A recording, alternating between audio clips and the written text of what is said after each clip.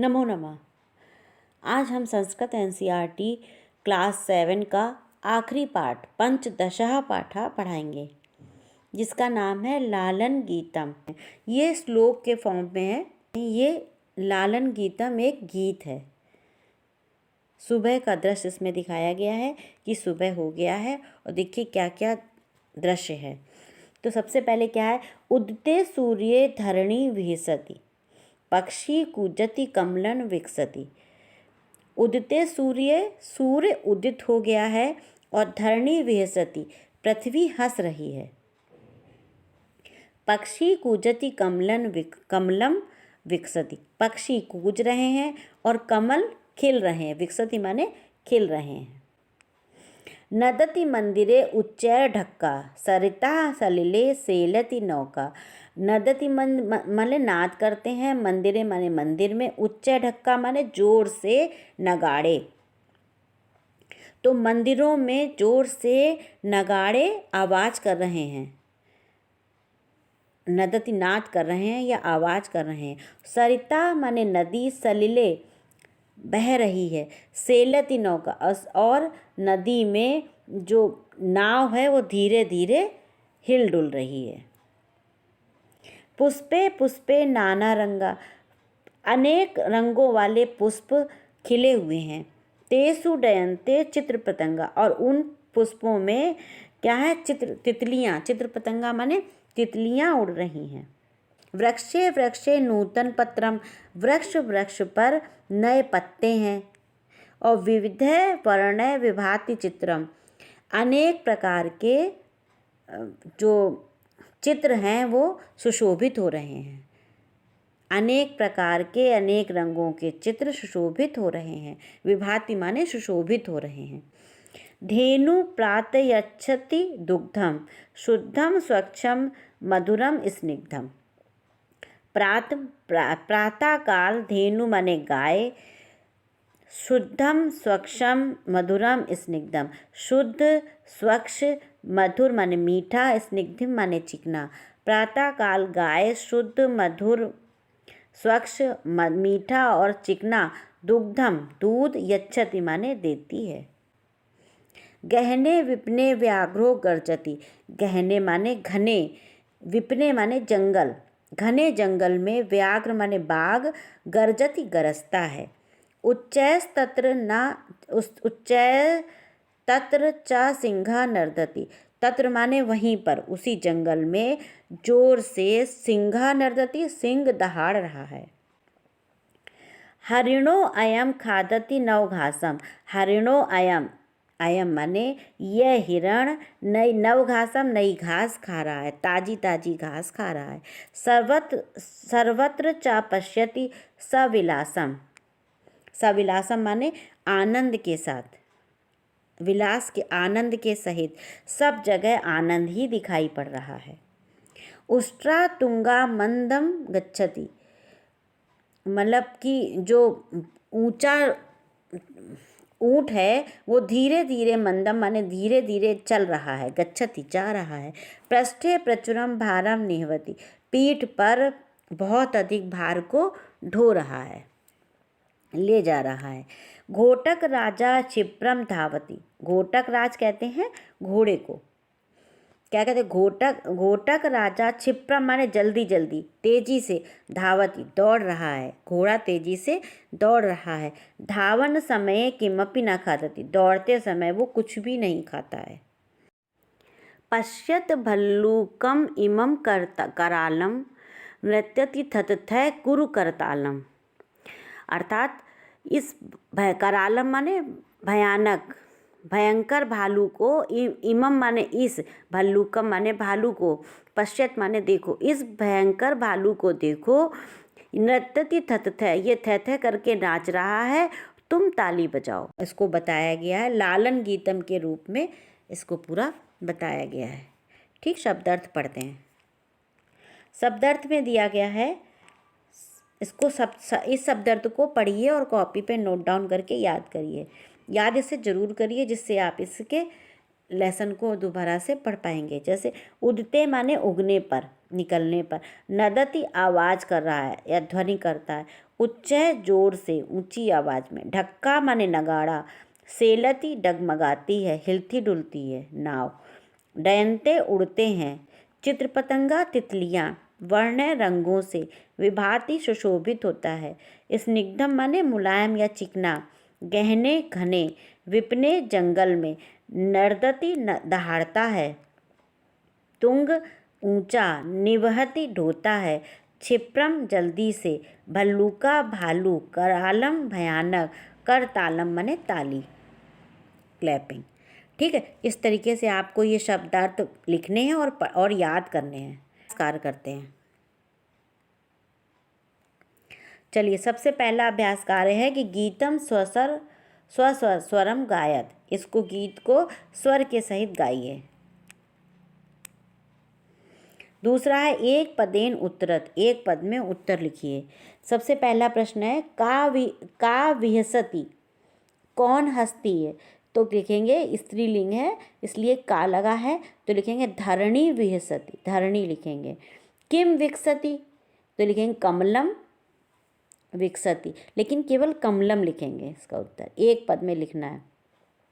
व्याघ्रा कुत्र गर्जती, विपने घने। हरिणा किम खादती, नवघासम।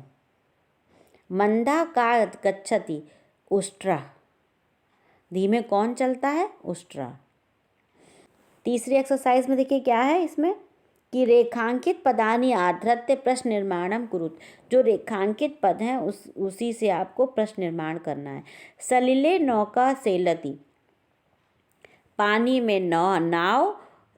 सेलती माने चलती है, हिलती डुलती है, तैरती है। तो उस क्या, अब नौका पे अंडरलाइन है तो क्या लिखेंगे? सलिले का सेलती, पानी में क्या डोलती है, का सेलती। पुष्पेशु चित्र पतंगा डयंते, पुष्पों पे तितलियां उड़ती हैं। तो पुष्पेशु में अंडरलाइन है तो तितलियां उड़ती हैं किस पर? केसु, लिखेंगे केसु चित्र पतंगा डयंते। उष्ट्रा पृष्ठे भारम वहति, उष्ट्रा पे अंडरलाइन है तो लिखेंगे का पृष्ठे भारम वहति, कि पीठ पर भार ढोता है कौन? कहा।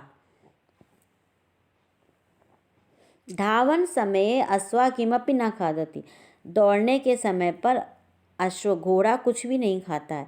तो धावन समय पर अंडरलाइन है तो प्रश्न करेंगे कदा, कब। कदा अश्वा किमपि न खादति।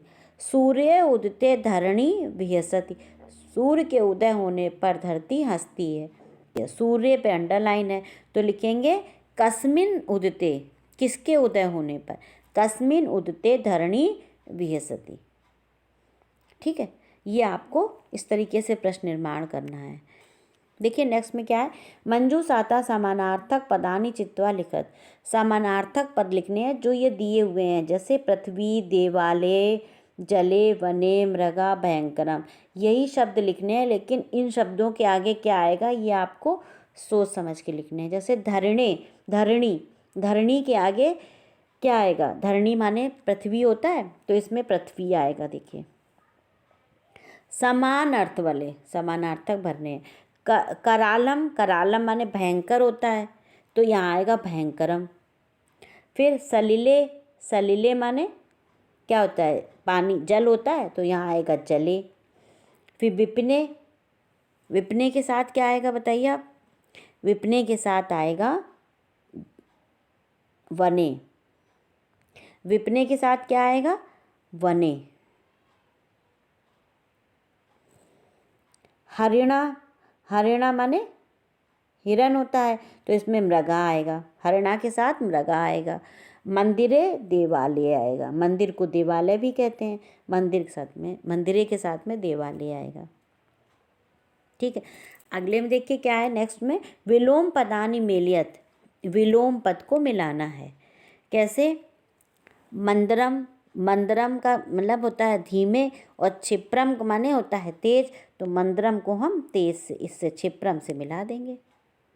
नीचे, नीचा, और उसका उल्टा क्या होता है? विलोम क्या होता है? उच्च, इसको इससे मिला देंगे। कठोरा माने सख्त, और स्निग्धम माने क्या होता है?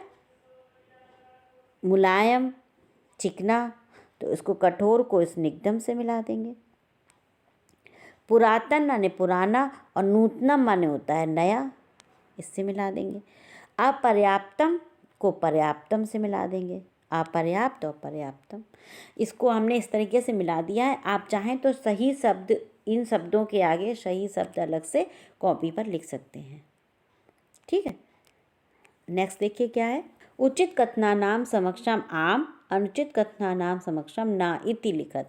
इस तरीके से आपको लिखना है। धावन समय अश्वा खादति, धावन दौड़ते समय अश्व खाता है ना, यहाँ पे लिखेंगे ना।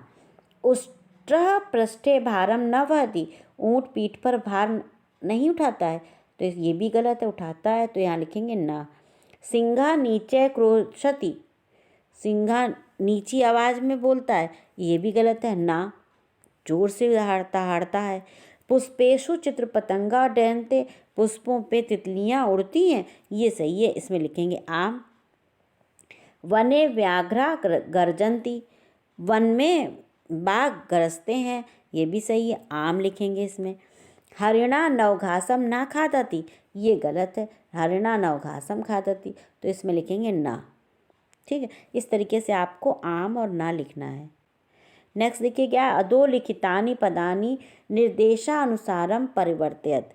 जैसा आपको ये यहाँ पे निर्देश दिया है, ये जैसा कहा गया है वैसा आपको परिवर्तित करके यहाँ लिखना है। एक उदाहरण दिया है, जैसे चित्र पतंगा है, इसका प्रथमा बहुवचन लिखना है, तो इसका लिखेंगे चित्र पतंगा, ये आपको हो गया।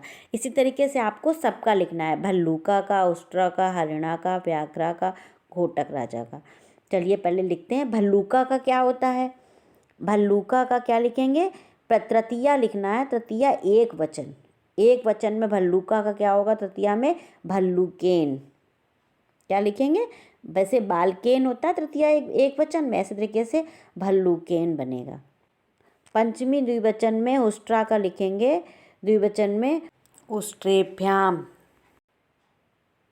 हरिणा, हरिणा का क्या सप्तमी बहुवचन बनाना है, तो हरिणेशु बनेगा। व्याघ्रा, व्याघ्रा का द्वितीया एक वचन बनाना है, तो व्याघ्रम बनेगा। और घोटक राज का संबोधन एक वचन बनाना है, हे घोटक राज बनेगा। ठीक है, नेक्स्ट में दिया है चित्रम दृष्ट्वा मंजूषाता पदानि च प्रयुज्य वाक्यानि रचयत। इस चित्र को देखिए और जो ये शब्द दिए हैं इनसे आप वाक्य बनाइए। जैसे खगा विकसंती, कमलानि उदेति, क्रीडंती, डयन्ते सूर्या, चित्र पतंगा कूजंती, बालका। इस तरीके से आपको इन्हीं शब्दों से आपको वाक्य बनाना है। तो देखिए चलिए बनाते हैं, कैसे हैं कि सूर्या उदेति, ठीक है, एक वाक्य बन गया। उसके बाद हम खगा क्या करते हैं, कूजंती, ये मिला देंगे, ऐसे करके बनेगा। फिर उसके बाद बनाएंगे तो क्या बनेंगे, कमलानि विकसंती, कमल खिल रहे हैं। और बालः क्रीडंती, बच्चे खेल रहे हैं। फिर चित्र पतंगा डयन्ते, चित्र पतंगा तितलियाँ उड़ रही हैं। इस तरीके से आपको एक एक वाक्य बनाना है, सिंपल सिंपल वाक्य बनाना है इन्हीं शब्दों से।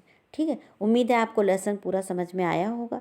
लेसन से संबंधित कोई भी डाउट हो या इवन पूरे 7th क्लास के 15 लेसन से संबंधित कोई भी डाउट हो, कोई कमेंट्स हो, तो कमेंट्स बॉक्स में लिख के आप ज़रूर पूछें। धन्यवाद।